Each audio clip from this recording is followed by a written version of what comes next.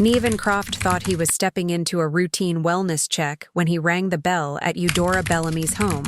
What he didn't know was that he had just crossed the threshold into a meticulously constructed nightmare. Behind the locked doors and drawn curtains of 37 Silverpine Lane lay a hidden world of cages, journals, and secrets buried deep beneath the floorboards. By the time anyone realized he was missing, Nevan had already become the final piece in Eudora's terrifying obsession, a twisted archive built not from books, but from lives stolen in silence. Silverpine Lane was the kind of neighborhood where most people never locked their doors until late at night. It was calm, predictable, and filled with people who waved politely without ever truly knowing one another. The houses all looked similar: brick fronts, neatly trimmed hedges, American flags fluttering from porches. It was a place where children played hopscotch on the sidewalks, where retirees tended to roses and bird feeders, and where anything unusual stood out like a sore thumb. That's why number 37 began drawing attention. For weeks, the small red brick home at the end of the cul-de-sac had shown signs that something wasn't right. The mailbox, once emptied daily without fail, was now bulging with letters, grocery ads, and unpaid bills. The bins hadn't been wheeled to the curb in over a month. Porch lights stayed on at odd hours. Eudora Bellamy, the woman who lived there, hadn't been seen since late February. It was now April. She wasn't the type to socialize, but even her absence had a presence, an eerie gap in the pattern the neighborhood had grown used to. Eudora was known for being quiet, polite, and intensely private. She rarely made eye contact and never engaged in small talk. The most anyone got from her was a stiff nod while she tended to her rose garden in the early mornings.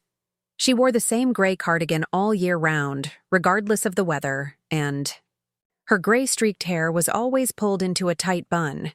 People assumed she had no family, and if she had friends, no one ever visited.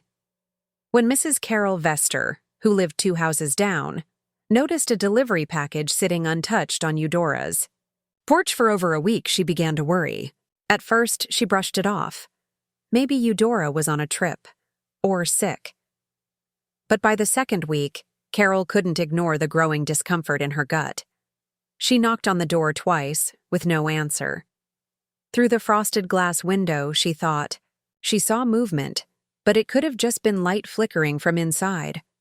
On a rainy Thursday morning, she called the non-emergency line and requested a welfare check. The patrol car arrived just before noon. Officer Langley and Officer Ramirez approached the house cautiously. They knocked several times, called out, and waited. When there was no response, they circled the property. In the backyard, they found a broken fence and a line of muddy paw prints leading toward the back door, which was strangely unlatched. Langley called it in as a potential forced entry, and both officers drew their flashlights and entered the house. What hit them first was the smell. It wasn't just the scent of garbage or mold. It was something deeper, rotting, sour, heavy in the air. The living room was dark, with heavy blackout curtains drawn over every window. Dust covered every surface. Picture frames were turned face down on side tables. A TV sat unplugged in the corner, coated with grime. They moved deeper into the home. The kitchen sink was full of dishes, many crusted with dried food. Rotten fruit sat in a bowl near the window, swarmed by flies. Newspapers were stacked in neat piles, each edition unopened. There were no signs of Eudora. No noise, no recent footprints in the dust. But something felt wrong, like they were being watched. A hallway led to several closed doors. One of them was locked. Another opened to a room filled with dolls, hundreds of them, arranged on shelves, facing the door. Each doll had a tag attached to its arm, handwritten in looping script. The officers didn't have time to process the unsettling sight before. Officer Ramirez noticed something else. A faint rhythmic sound, not mechanical, not natural. It was coming from beneath their feet. They called for backup and followed the noise to a bookshelf in the study. It was slightly ajar, revealing a sliver, of darkness beyond. Behind it, a steep staircase led downward. That's when the true horror began to unfold. The basement staircase creaked with every step, the sound swallowed by the thick silence that clung to the air. Officer Langley led the way, his flashlight beam cutting through the darkness. The walls were unfinished, the wooden beams exposed, and coated in dust. A faint humming sound grew louder as they descended, mixed with an occasional drip of water from a leaking pipe above. The air was colder here, and with every step down, the officers felt as though they were entering another world, one far removed from the suburban normalcy above. At the bottom of the stairs, they entered a narrow corridor made of concrete. The walls were painted in an uneven gray, with patches of darker stains stretching along the lower edges. The hallway had been constructed intentionally, a recent renovation not in line with the home's original design. It was tight and suffocating, with low ceilings and exposed wires hanging loosely. As they continued, the corridor opened into a large underground space. What they saw stopped them in their tracks. The basement had been transformed into something nightmarish. It was divided into sections, like cages in an animal shelter. Each section was separated by metal bars, welded together with crude craftsmanship. Some were empty, but others contained objects, personal belongings, torn clothing, photographs nailed to the walls. There were mattresses on the floor, stained and rotting, some still bearing the shape of a body that had once lain there. Chains, hung from hooks bolted to the ceiling, rusted and worn, with locks still attached.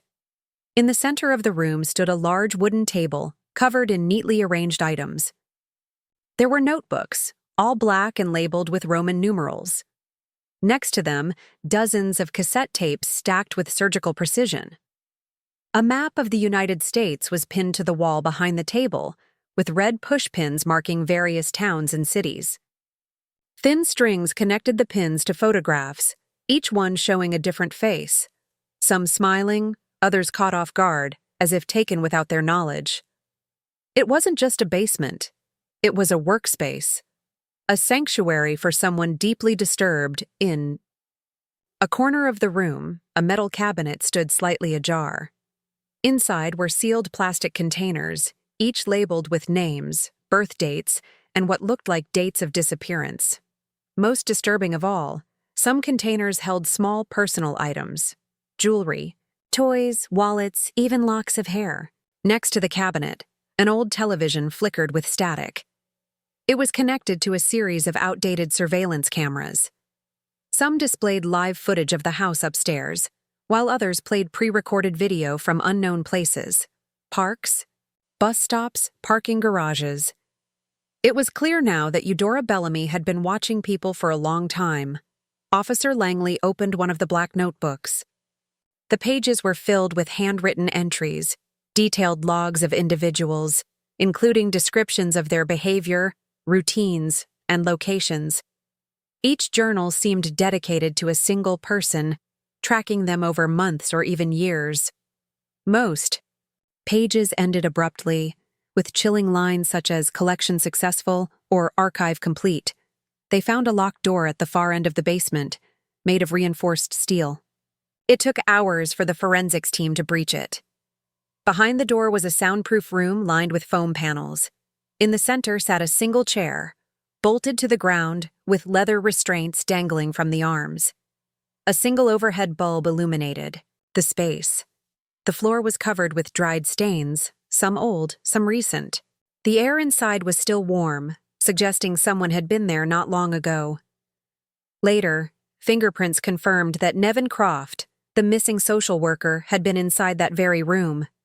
As more officers arrived and the scene was documented, it became clear that this was not just the work of an eccentric recluse. This was the lair of a methodical predator, someone who had taken extraordinary measures to conceal a decades-long pattern of abduction, surveillance, and psychological control. The house above had hidden the truth well, but the basement told a story that no one could have imagined. The investigation into Eudora Bellamy's basement led authorities down a dark and twisted path, one that unraveled more questions than answers. While the house remained sealed off behind yellow crime scene tape, a team of forensic specialists, detectives, and federal agents worked tirelessly to process every inch of the underground labyrinth. Among the many disturbing items cataloged, the journals stood out as the clearest window into Eudora's disturbed mind. Each notebook was dedicated to a different individual, meticulously detailed with dates, observations, and unsettling commentary. The two. Writing was obsessively neat. Every sentence was structured like a field report, listing times, locations, and behaviors. The people described were varied: young adults, elderly individuals, teenagers, all with no known connection to one another. Eudora referred to them not by their real names, but by titles she had assigned: the loner, the forgotten son, the quiet one, the mute poet. It quickly became apparent that she had followed these people for months, even years, before taking them. She observed routines, relationships, and vulnerabilities. She studied them like specimens. Among the evidence was a black leather binder labeled Final Archive. Inside were printed photographs of missing persons, each one paired with a short summary, clipped news articles, and, in some cases, police sketches. There were 43 profiles in total. 31 matched real missing persons reports, some dating back nearly 2 decades.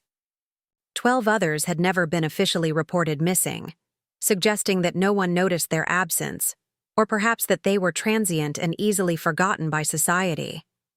This revelation struck investigators deeply. Eudora hadn't just preyed on the vulnerable, she had targeted people unlikely to be searched for. What sent chills through the investigation team was the red circle drawn around one name in the binder: Nevan Croft. His profile was longer than the others, spanning multiple pages.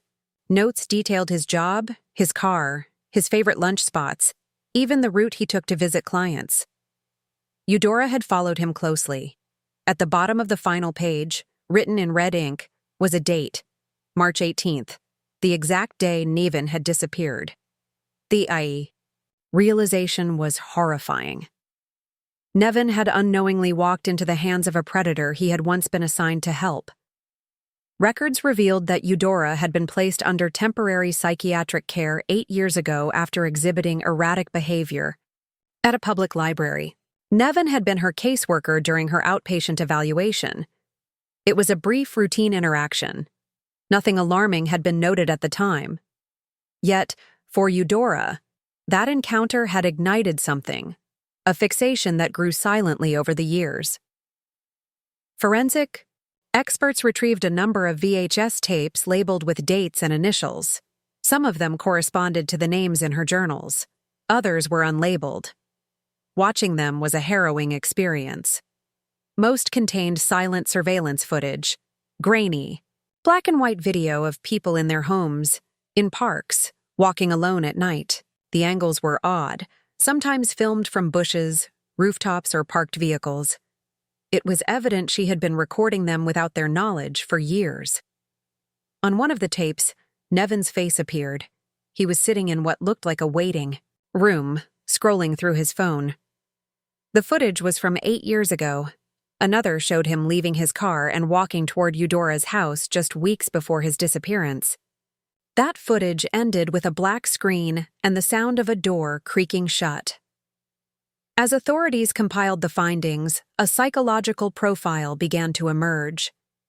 Eudora saw herself as a preserver, a keeper of forgotten lives. In her journals, she described the people she collected as overlooked, discarded by a world too busy to care. She believed she was giving their lives meaning by documenting them. To her, the act of abduction wasn't a crime, it was preservation.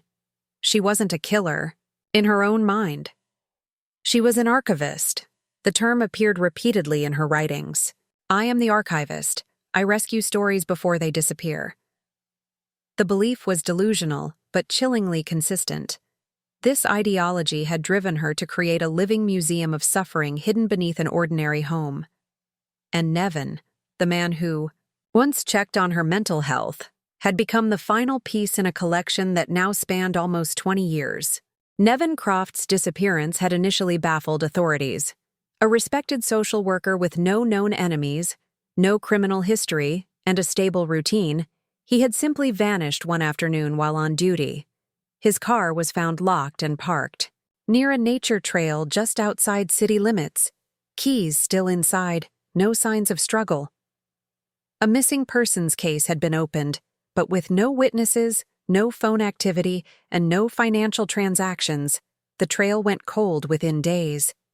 It wasn't until the discovery of Eudora Bellamy's basement that his case was reopened with renewed urgency and horror. Once inside the house, investigators found numerous links to Nevan. A brown leather briefcase recovered from a hidden room matched the one he carried daily. Inside were his ID, notepad, and even a half-eaten protein bar that matched the wrapper found in his car.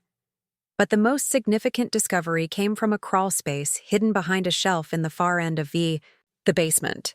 Tucked away beneath layers of insulation and wood panels was a small, soundproof enclosure. The room was tight, no larger than a walk-in closet. There was no furniture except a dirty mattress on the floor and a bucket in the corner. Personal belongings were scattered around: Nevan's watch, his pen, and a necklace his sister later confirmed he always wore. A small speaker was mounted in one corner, connected to a hidden recorder. It played the same message over and over again. "You're not forgotten. You're part of something greater." Next to the mattress lay a tape recorder with a labeled cassette inside. Entry: The Watcher. When the tape was played, it revealed a haunting confession from Eudora. Her voice was calm, deliberate, and devoid of emotion. She described Nevan as the one who watches the watchers, a phrase that appeared repeatedly in her journals. She believed that people like Nevan, those in positions of oversight and care, were blind to what she called the lost narrative of humanity. She accused him of ignoring the unseen, those who fell through the cracks, those she claimed to have saved. In her words, Nevan had failed to recognize what needed preserving, and for that, he would become the final subject in her grand archive. She spoke of him with unsettling familiarity, as if they had known each other deeply, though in truth, their only connection had been one routine home visit years prior.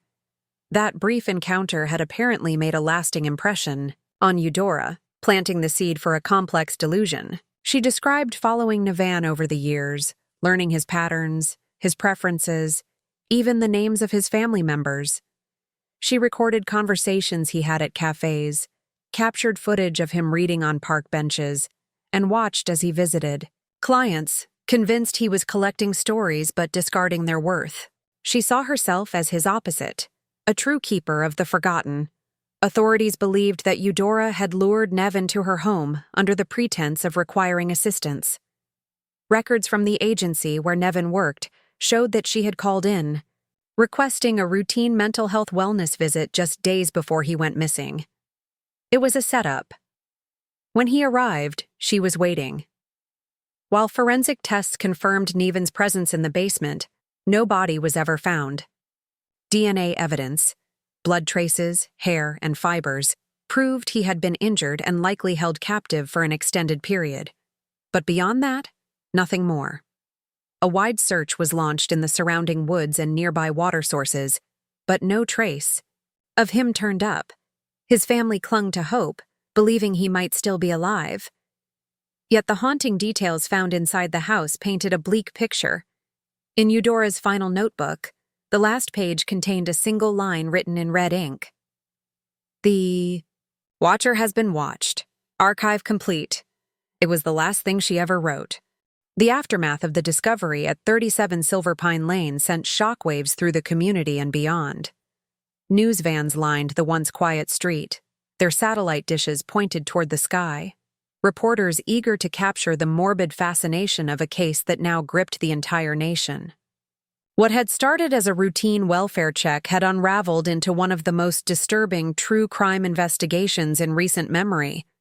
The name Eudora Bellamy became synonymous with psychological horror, a woman whose quiet demeanor had concealed decades of obsession, control, and unthinkable cruelty. Despite the mountains of evidence recovered from her home, journals, surveillance tapes, personal belongings, Eudora herself remained unaccounted for. In the initial sweep of the house and surrounding property, no trace of her was found. Neighbors hadn't seen her for weeks. There were no recent financial transactions, no communication, no travel records. It was as if she had vanished just before the walls of her hidden world came crumbling down. The forensic timeline suggested she had vacated the premises only days before the welfare check, possibly after completing what she referred to as the final archive. Law enforcement launched a nationwide manhunt, releasing digitally aged images of what she might look like in disguise. Tips flooded in, most leading nowhere: an elderly woman spotted at a gas station in Montana, another boarding a bus in Kansas, but none confirmed. Eudora had prepared for her disappearance meticulously. Investigators later discovered a stash of fake IDs and burner phones hidden inside a hollowed-out air vent in the attic. She had thought of everything. The story took a chilling turn when authorities found evidence of a secondary location, an abandoned farmhouse 40 miles from her residence, registered under the name of a deceased cousin. Inside were more surveillance tapes, additional journals, and what appeared to be training materials, books on psychology, surveillance, and criminal forensics. It was clear that Eudora had educated herself extensively. This was not the work of a madwoman acting on impulse. It was a long-term project, executed with precision and patience. As investigators combed through every clue, they began uncovering connections to cold cases in other states. The same handwriting, the same meticulous planning, the same eerie sense of purpose. What had initially been seen as the work of an isolated individual in a small town now pointed to a broader pattern. She had traveled extensively over the years, always under aliases, always blending into the background. In some states, bodies had been found with no identification and no suspects. Now, for the first time, there was a thread tying them together: Eudora's archive. The public response was a mixture of horror and morbid curiosity. Documentaries, podcasts, and news specials dissected every element of the case. Psychologists debated her diagnosis: narcissistic delusion, schizotypal personality disorder, obsessive-compulsive traits. But none could fully explain her motivations. Eudora had never sought fame, money, or recognition. Her crimes weren't impulsive or driven by hatred. She truly believed she was preserving something, capturing the essence of people she thought the world had forgotten. For Nevan Croft's family, closure remained out of reach. His body was never recovered. His name was added to a growing list of presumed victims, but without concrete proof of death, hope lingered painfully. His sister, Melina, became an advocate for mental health awareness and protection for social workers, speaking at events and pushing for legislative change. She often described Nevan as someone who had dedicated his life to helping people in silence, never asking for anything in return. The house on Silverpine Lane was eventually demolished. No one wanted to live on the ground that had held so much horror. A memorial plaque was placed on the sidewalk nearby, etched with the names of those confirmed to have vanished into Eudora's collection. But even that list remained incomplete. The investigation into her crimes was officially declared open-ended, unsolved, with the central figure still missing. To this day, the case remains one of the most haunting in modern history. The woman known only as the Archivist vanished without a trace, leaving behind a chilling reminder that even the quietest person on the block might be hiding something unimaginable.